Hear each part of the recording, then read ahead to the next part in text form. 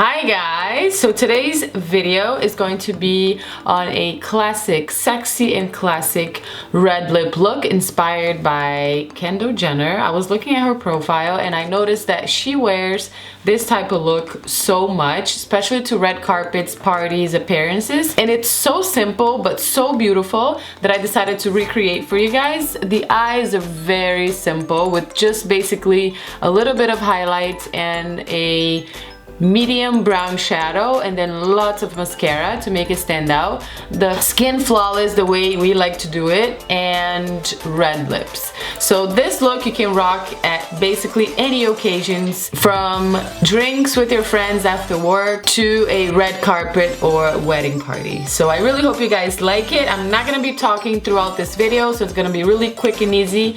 If you guys like this type of video, let me know and I can do it more. It's nice to just watch a video without hearing me talking so much, right? I think.